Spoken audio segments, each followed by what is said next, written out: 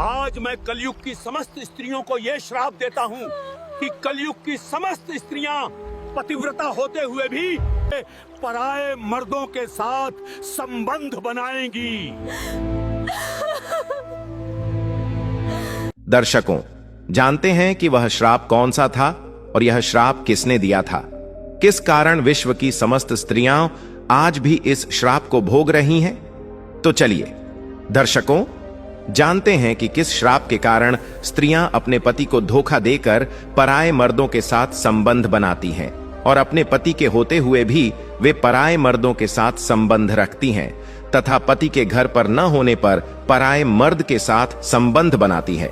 दर्शकों, आए दिन ऐसी घटनाएं हमारे समाज में होती रहती हैं और ऐसी घटनाओं का कारण और कुछ नहीं बल्कि कलयुग की स्त्री को मिला हुआ श्राप है और उसी श्राप के कारण कलयुग की स्त्रियां पराये मर्दों के साथ संबंध बनाती हैं।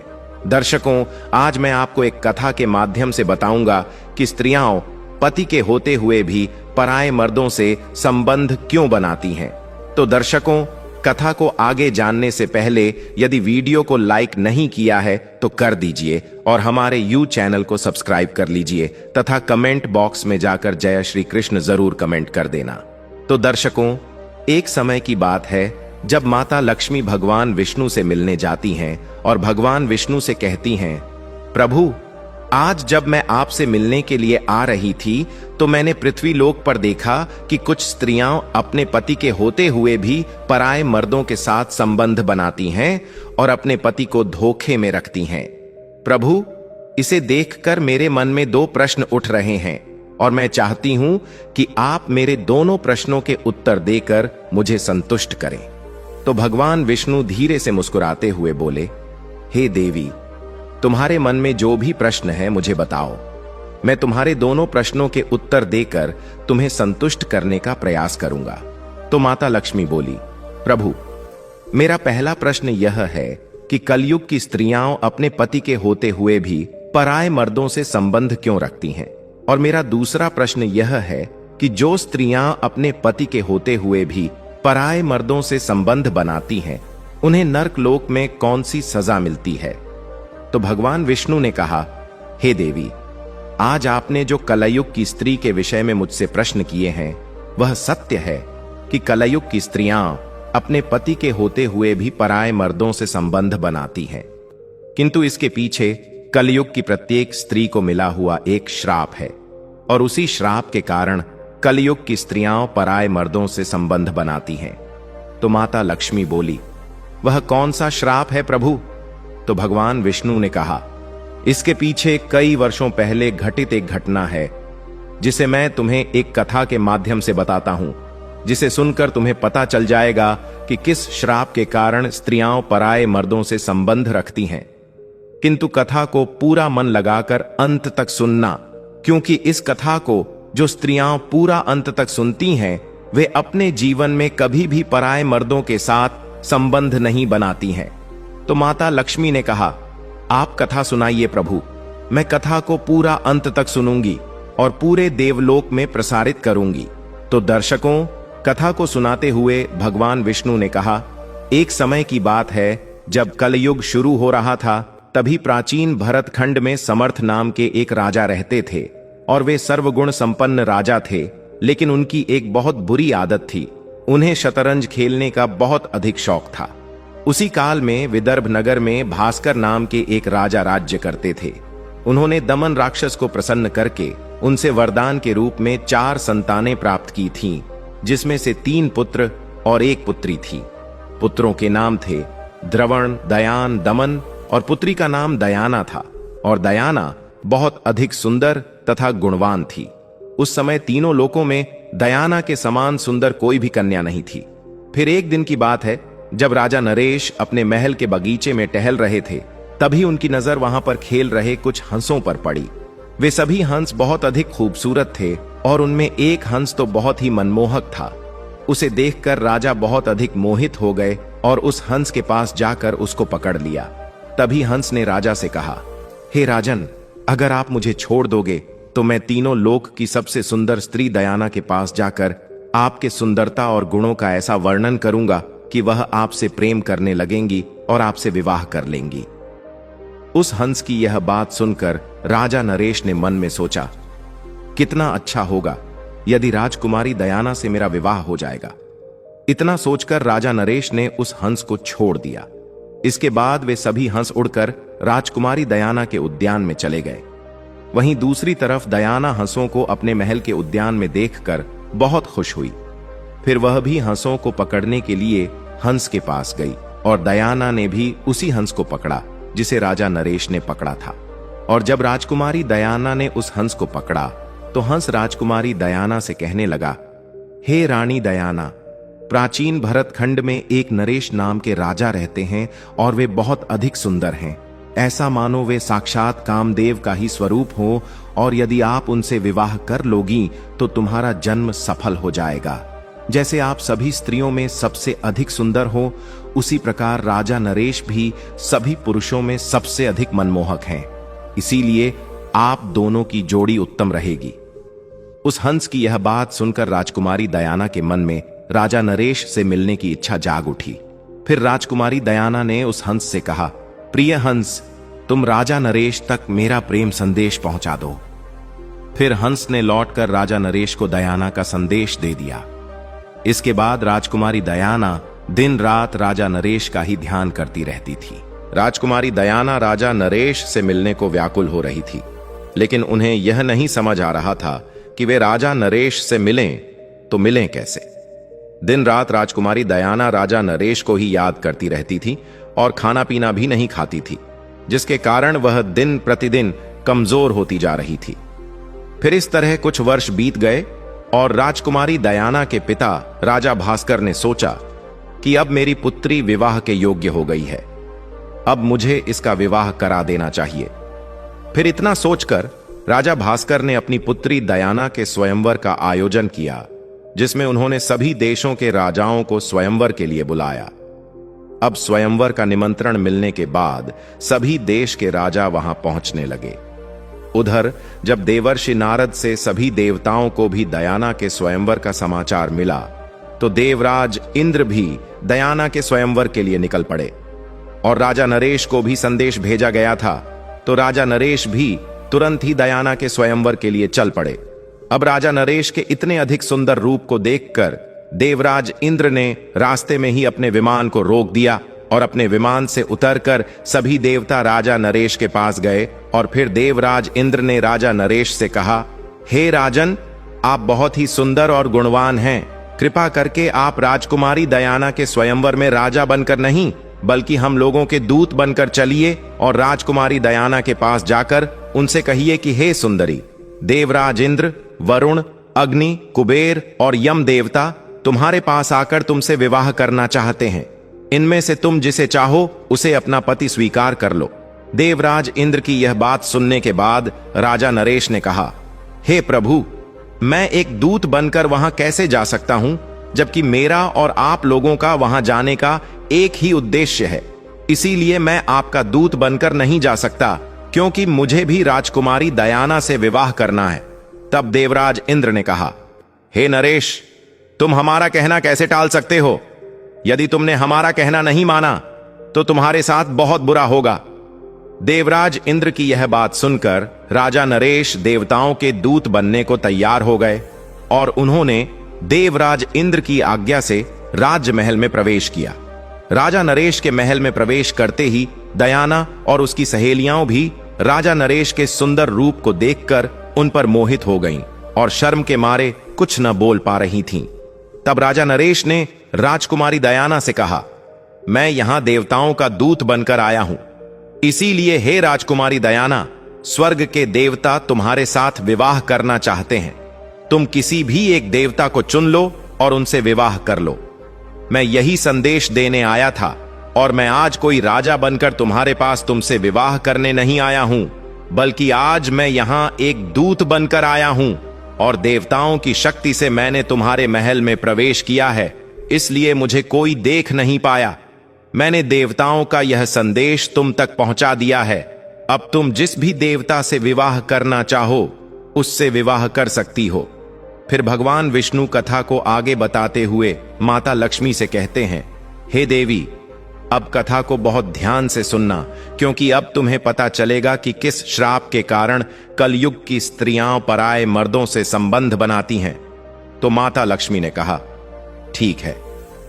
तो कथा को आगे बताते हुए भगवान विष्णु ने कहा, फिर राजकुमारी दयाना राजा नरेश से कहती हैं, हे राजन, मैं किसी और से नहीं बल्कि मैं तो आपसे ही विवाह करना चाहती हूं। मुझे आपके अलावा और कोई भी नहीं चाहिए। जिस दिन से मैंने हंसों की बात सुनी है, तब से ही मैं आपसे मिलने के लिए बहुत व्याकुल हो रही थी, और तभी से मैं आपसे बहुत अधिक प्रेम करने लगी थी, और आपके लिए ही मैंने राजाओं की भीड़ इकट्ठी की है। और मेरी आपसे एक प्रार्थना है कि आप राजा बनकर यहां आईं और मुझसे विवाह कर लें। यदि आपने ऐसा नहीं किया तो मैं आपकी कसम खाकर कहती हूं, मैं जहर खाकर मर जाऊंगी। राजकुमारी दयाना की यह बात सुनकर राजा नरेश बहुत अधिक दुखी हो जाते हैं, और फिर राजकुमारी दयाना से कहते हैं, हे देवी, जब बड़े बड़े देवता आपसे विवाह करना चाहते हैं, तो फिर आप मुझ जैसे एक तुच्छ प्राणी से विवाह क्यों करना चाहती हैं? मैं तो इन देवताओं के सामने कुछ भी नहीं हूं। यह देवता मुझसे बहुत अधिक शक्तिशाली हैं और मुझसे कहीं अधिक गुणवान भी हैं। इसीलिए आप इन देवताओं में से किसी एक से विवाह कर लीजिए। राजा नरेश की यह बात सुनकर राजकुमारी दयाना बोली, मैं आपको वचन देती हूं कि मैं आपको ही पति के रूप में स्वीकार करूंगी और किसी को नहीं। तब राजा नरेश ने कहा, परंतु इस समय मैं राजा बनकर नहीं, बल्कि यहां पर देवताओं का दूत बनकर आया हूं। इसीलिए इस समय मैं आपसे विवाह करने के योग्य नहीं हूं। तब राजकुमारी दयाना बोली, इसके लिए मेरे पास एक उपाय है। यदि आप उस उपाय के अनुसार कार्य करेंगे तो आपको दोष भी नहीं लगेगा और हमारा विवाह भी संपन्न हो जाएगा। तो राजा ने कहा, कौन सा उपाय है? तो राजकुमारी दयाना बोली, उपाय यह है कि आप भी अन्य राजाओं के साथ स्वयंवर मंडप में आइए और मैं आपको ही वरमाला डाल दूंगी, जिससे हमारा विवाह हो जाएगा। रानी दयाना की यह बात सुनकर राजा नरेश वापस देवताओं के पास पहुंच गए, और देवताओं के पूछने पर उन्होंने बताया कि वे रानी के पास तो दूत बनकर ही गए थे, लेकिन रानी दयाना और उनकी सखियां सभी मुझ पर ही मोहित हो गई हैं। और जब मैंने उनके समक्ष आप लोगों के विवाह का प्रस्ताव रखा, तो राजकुमारी दयाना ने आप लोगों से विवाह करने से मना कर दिया और कहा है कि आप देवताओं के दूत बनकर नहीं, बल्कि राजा बनकर मेरे स्वयंवर में आए। तो देवताओं ने कहा, ठीक है, आप भी राजकुमारी दयाना के स्वयंवर में चलो। फिर कुछ ही समय बाद सभी देवता और सभी देश के राजा राजकुमारी दयाना के स्वयंवर में पहुंच गए, और फिर राजा भास्कर ने अपनी पुत्री दयाना से कहा, हे पुत्री, अब आप इन सभी में से जिसे चाहो उसे वरमाला पहना सकती हो। फिर राजकुमारी दयाना राजाओं की भीड़ में राजा नरेश को ढूंढने लगी। तभी उसने देखा कि एक ही स्थान पर राजा नरेश के समान हूबहू दिखने तथा वैसे ही वेशभूषा वाले 5 राजकुमार खड़े दिखाई दिए। तब वह हैरान हो गई और मन ही मन विचार करने लगी कि 5 में से राजा नरेश को अब मैं कैसे पहचानूं। फिर रानी दयाना समझ गई कि यह देवताओं द्वारा रची गई माया है। फिर उसने देवताओं से कहा, हे देवताओं, मुझे राजा नरेश को पहचानने की शक्ति प्रदान करें, क्योंकि मैं राजा नरेश के अलावा और किसी से विवाह नहीं करना चाहती हूं। तो देवताओं ने राजकुमारी दयाना को राजा नरेश को पहचानने की शक्ति प्रदान की। तो राजकुमारी दयाना ने राजा नरेश को पहचान कर उनको वरमाला पहना दी, और फिर दोनों का विवाह हो जाता है। फिर स्वयंवर पूरा होने के बाद देवता वापस स्वर्ग की ओर जाने लगे। उसी समय उनको मार्ग में कलयुग और द्वापर युग से भेंट हो जाती है। तब इंद्रदेव ने कलयुग से पूछा, हे कलयुग, कहां जा रहे हो? तब कलयुग ने कहा, मैं दयाना के स्वयंवर में उससे विवाह करने के लिए जा रहा हूं। कलयुग की यह बात सुनकर देवराज इंद्र ने कलयुग से कहा, अरे कलयुग, स्वयंवर तो कब का पूरा हो गया। राजकुमारी दयाना ने राजा नरेश को वरमाला पहनाकर उनसे विवाह भी कर लिया। इंद्रदेव की यह बात सुनकर कलयुग बोला, यह तो अनर्थ हो गया। उसने देवताओं का घोर अपमान किया है, इसीलिए उसे इस अपराध का दंड अवश्य मिलना चाहिए। तो देवताओं ने कहा, राजकुमारी दयाना ने हमारी आज्ञा प्राप्त करके ही राजा नरेश को वरमाला पहनाया और उनसे विवाह किया है, और वास्तव में राजा नरेश सर्वगुण संपन्न और उसके योग्य वर है। इसीलिए जो भी हुआ सही ही हुआ है। फिर इतना कहकर सभी देवता आगे बढ़ गए। फिर कलयुग ने द्वापर से कहा, मैं अपना क्रोध शांत नहीं कर सकता, इसीलिए मैं राजा नरेश के शरीर में निवास करूंगा और उसे मैं राज्य विहीन कर दूंगा। उस स्थिति में वह राजकुमारी दयाना के साथ नहीं रह सकेगा। उसे शतरंज का बड़ा शौक है, इसीलिए तुम भी शतरंज के पासों में प्रवेश करके मेरी सहायता करना। तो द्वापर ने भी उसकी बात मान ली। उसके बाद द्वापर और कलयुग दोनों ही राजा नरेश के पास गए, लेकिन कलयुग को राजा नरेश के शरीर में प्रवेश करने का कोई मार्ग नहीं मिल रहा था। वह राजा नरेश के शरीर में प्रवेश करने का सिर्फ एक अवसर चाहता था। फिर इसी तरह समय व्यतीत होता गया, लेकिन कलयुग राजा नरेश का कुछ न कर पाया। फिर 16 वर्ष के पश्चात जब एक दिन राजा नरेश संध्या काल के समय लघु शंका से निर्वस्त्र होकर बिना हाथ पैर धोए भोजन करने के लिए बैठ गए, तो राजा नरेश की यह अपवित्र अवस्था को देखकर कलयुग को राजा नरेश के शरीर में प्रवेश करने का अवसर मिल गया और उसने राजा नरेश के शरीर में प्रवेश कर लिया। वहीं कलयुग दूसरा रूप धारण करके राजा नरेश के भाई, जो अलग रहकर अपना राज्य चला रहे थे, उनका नाम पुष्कर था, तो कलयुग पुष्कर के पास गया और उनसे कहने लगा, हे राजन, तुम अपने भाई राजा नरेश के साथ शतरंज का खेल खेलो। मैं तुम्हें वचन देता हूं, मैं निश्चित ही तुम्हें राजा नरेश का राज्य जिताने में तुम्हारी पूरी मदद करूंगा। जब पुष्कर ने कलयुग की यह बात सुनी तो उसे लालच आ गया। राज्य की लालसा में आकर पुष्कर ने कलयुग की बात मान ली और पुष्कर राजा नरेश के पास शीघ्र ही चला आया और राजा नरेश से कहने लगा, हे राजा नरेश, चलो शतरंज खेलते हैं। तो राजा नरेश ने कहा, ठीक है। फिर दोनों ने शतरंज खेलना प्रारंभ किया। फिर कलयुग ने राजा नरेश के शरीर में प्रवेश किया और पासों में द्वापर प्रवेश कर चुका था। इसीलिए राजा नरेश जुए में जो कुछ भी दांव पर लगाते वह सब कुछ हारते जा रहे थे। जब राजा नरेश की प्रजा और मंत्रियों को यह बात पता चली, तब उन्होंने राजा नरेश को रोकने का प्रयास किया, किंतु वे नहीं माने और जुए में सब कुछ दांव पर लगाते चले गए और अंत में वह सब कुछ हार गए। फिर जब रानी दयाना को यह बात पता चली तो वह राजा नरेश के पास जाकर उनसे कहने लगी, हे स्वामी, इस तरह तो आप सब कुछ हार जाएंगे, कृपया करके आप इसे यहीं रोक दीजिए। लेकिन राजा नरेश कलयुग के वश में होने के कारण रानी दयाना की एक भी बात नहीं मानी और शतरंज खेलते रहे। फिर इस तरह खेलते खेलते वह नशे में अपना सब कुछ हार गए और अब राजा नरेश के पास शतरंज में दांव पर लगाने के लिए कुछ भी नहीं बचा था। तो राजा पुष्कर बोला, अब दांव पर लगाने के लिए तुम्हारे पास क्या है? सब कुछ तो हार चुके हो, यदि कुछ और भी है तो उसे भी दांव पर लगाओ। तो राजा नरेश ने कहा, अब मेरे पास कुछ भी दांव पर लगाने के लिए नहीं बचा है।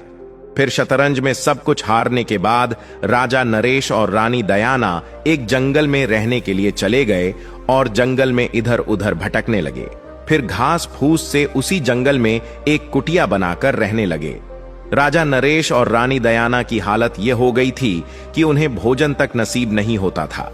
फिर इस तरह जंगल में रहते रहते कुछ समय और बीत गया और उन दोनों की हालत पहले से भी ज्यादा खराब हो गई।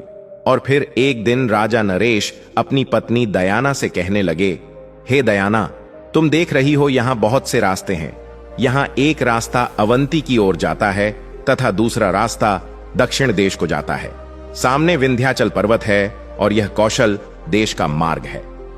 राजा नरेश की यह बातें सुनकर रानी दयाना की आंखें आंसुओं से भर गईं और रानी दयाना ने राजा नरेश से कहा, क्या आपको लगता है कि मैं आपको छोड़कर अकेली कहीं जा सकती हूं? मैं आपके साथ रहकर ही आपके दुखों को बांटना चाहती हूं। दुख में आपका साथ देना मेरा पहला धर्म है। रानी दयाना की यह बात सुनकर राजा नरेश अपने मन में सोचने लगे, मेरी पत्नी मुझसे कितना अधिक प्रेम करती है और इसी प्रेम के कारण मेरे साथ साथ इसे भी दुख झेलना पड़ रहा है। यदि यह मुझसे विवाह न करती तो इसे इतना अधिक दुख न झेलना पड़ता। फिर संध्या के समय वे दोनों एक सुरक्षित स्थान को देखकर वहीं पर सो गए। कुछ समय बाद जब रानी दयाना गहरी नींद में सो गई तो राजा नरेश अपने मन में सोचने लगे, यदि मैं इसे यहीं छोड़कर चला जाऊं तो यह चलते चलते अपने पिता के राज्य को चली जाएगी और इसे इतना दुख नहीं झेलना पड़ेगा। इतना सोचकर राजा नरेश अपनी पत्नी दयाना को जंगल में ही सोता हुआ छोड़कर चले जाते हैं। फिर जब रानी दयाना की नींद खुली तो उन्होंने देखा कि राजा नरेश वहां नहीं थे, तो उनको ढूंढने के लिए वह जंगल में इधर उधर भटकने लगी। तभी उसे एक शेर दिखाई देता है, तो वह शेर को देखकर डर जाती है और जोर जोर से चिल्लाने लगती है। तभी उसके चिल्लाने की आवाज एक शिकारी को सुनाई देती है, तो वह शिकारी रानी दयाना के पास आता है तो देखता है कि वहां पर एक शेर खड़ा है। तो वह शिकारी शेर को वहां से भगा देता है और रानी दयाना को अपनी कुटिया में लेकर जाता है और उन्हें भोजन कराता है। फिर शिकारी रानी दयाना के सुंदरता को देखकर उन पर मोहित हो जाता है और वह रानी दयाना से मीठी मीठी बातें करके उसे अपने वश में करने की कोशिश करने लगा।